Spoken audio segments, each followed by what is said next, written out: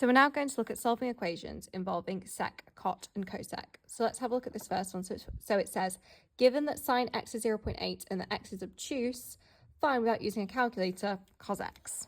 So x being obtuse is important because that means that x is got to be bigger than 90 but smaller than 180. So let's first of all think, without a calculator, what can we do here? So let's first of all just go back to the definition of sine x, just thinking to do with our right angle triangles. So sine x, hopefully we can recall, is opposite over the hypotenuse.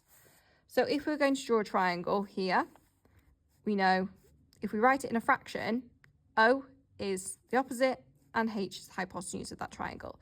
So we can write 0.8 as a fraction. We can write that as 4/5. So let's think about sketching that triangle then, because I think it's quite obvious it's a 3, 4, 5 triangle. 5 is the hypotenuse, 4 is the other side. It's got to be Pythagorean triple 3, 4, 5. So we could sketch that as our triangle. But we know that x is supposed to be obtuse, so how could we get an obtuse angle? Well, the 5 and the 4 are pretty standard, but we don't know necessarily the direction here of the adjacent. So it could be that it's actually over here. They were actually in this direction 3. So it could be over here, and it could be that our opposite is there and our hypotenuse is there, and it could be there, and then the angle is actually this bit here. So by drawing that triangle there, and if we measure the angle from here, the positive x if we call it, that angle would be obtuse if we make this right angle triangle here. So cos x in that instance would be, well, we know that cos x is the adjacent over the hypotenuse, and we know the adjacent, if we take that as a -3 and the hypotenuse is 5, it would get us -3/5. And if you want to, you can check that. I do cos inverse of 3/5. That gets me 53 degrees. So this angle theta here would be about 53 degrees. And then if I do cos inverse of -3/5, it should give me an obtuse angle, which it does. It gives me 126. So this angle here is 126 degrees. So you can work out what it would be if it was obtuse by just sketching it on sort of a 4-coordinate grid and thinking about how you could create an obtuse angle there. So let's now have a look at another one. Let's have a look at tan x now.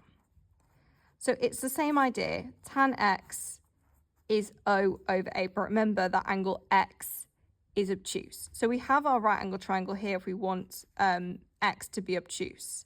The opposite would be 4, and the adjacent would be -3. So it would be -4 over 3. So let's now have a look at solving something or finding cosec x, because we found cos and tan. We actually are trying to look at sec, cot, cosec. So let's have a look at cosec x. So cosec, we simply need to think about what is the reciprocal? What does that look like? Because for cosec, you'll find, I know it said without a calculator, but if we were trying to solve something in the form of cot, sec or cosec, you will notice we have sine, cos and tan buttons. We have inverses of those. We do not have sec, cot and cosec buttons, because we basically have to rearrange those and put them in terms of sine, cos or tan. So that's exactly what we're going to do here.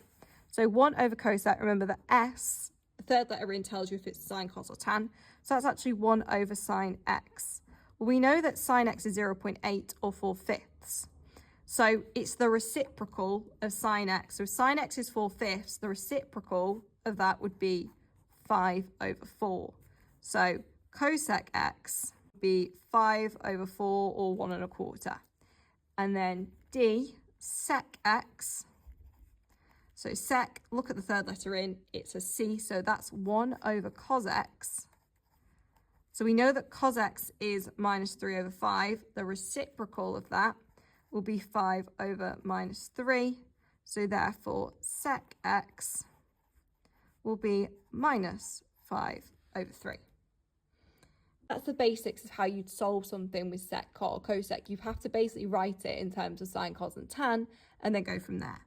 Obviously, we've not actually solved for x here, but that's what you would have to do. Write it in terms of sine, cos or tan, and then you can solve for x.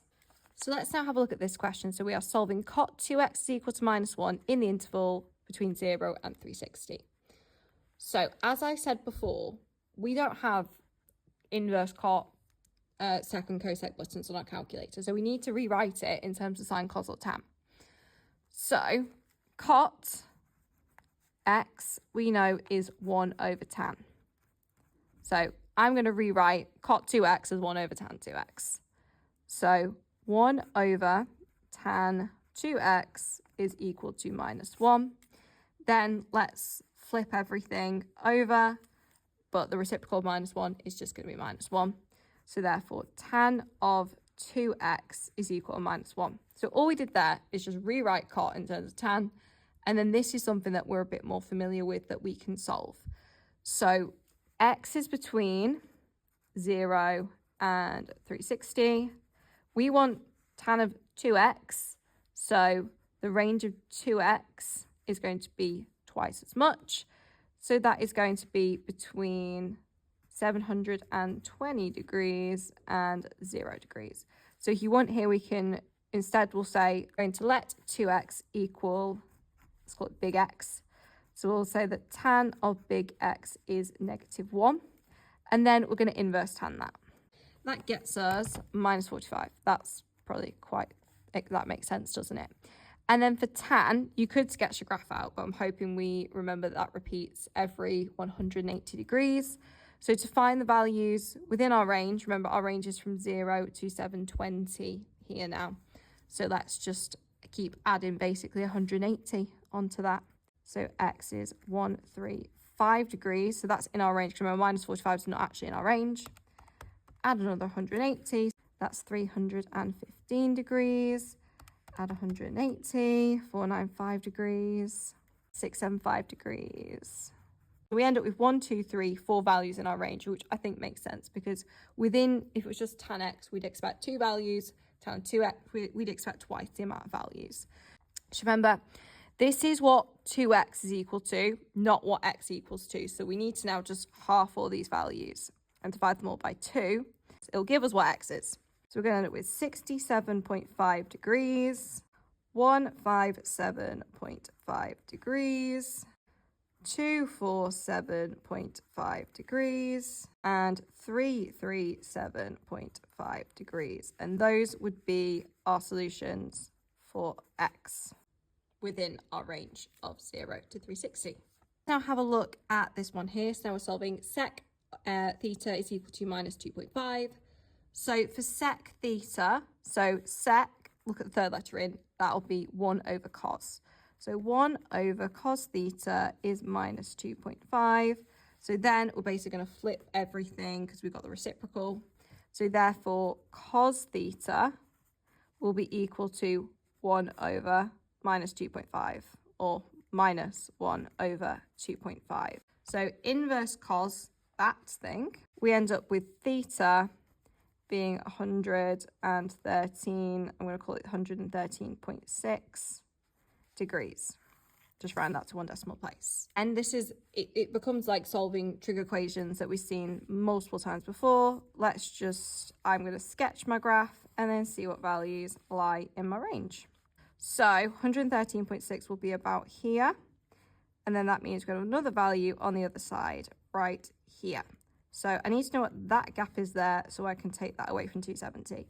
So this little gap, that's going to be 113.6 minus my 90. And then I'm going to take that away from that 270 to get that other value. That gets me an answer of 246.4 degrees. So theta is 113.6 degrees and 246.4 degrees to 1 decimal place. Let's now have a look at this one. So it says solve cot theta is 0 in the interval 0 to 2 pi. So if we think about how we would normally approach this, so we know cot is 1 over tan. So 1 over tan theta is 0. So if I want to find tan theta, I'd find the reciprocal. But I don't know about you, I'm going to find it quite difficult to find the reciprocal of 0 because you can't reciprocate 0. It doesn't work. So we need to think about this a little differently. So if we can't do it this way, I would think, what does my graph look like? So these are graphs of tan theta and cot theta. So let's think about what we mean by cot theta being 0. Well, cot theta is 0 here at pi over 2. It's also 0 at 3 pi over 2. So let's think about what then happens on our tan graph at those points. Well, we have asymptotes at those points, don't we?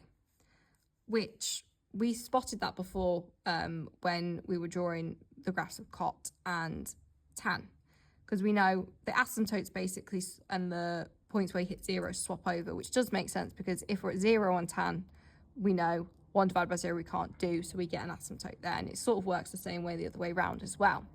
So in that case, when cot theta is 0, tan theta basically is going to just tend to infinity, because that's where our asymptote is, and that's basically what meaning it's tending to infinity.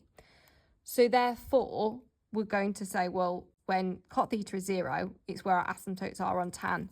So therefore, tan theta is going to be pi over 2 and 3 pi over 2. Because we can see straight on our graph, a cot theta is 0, it's where our asymptotes are on tan.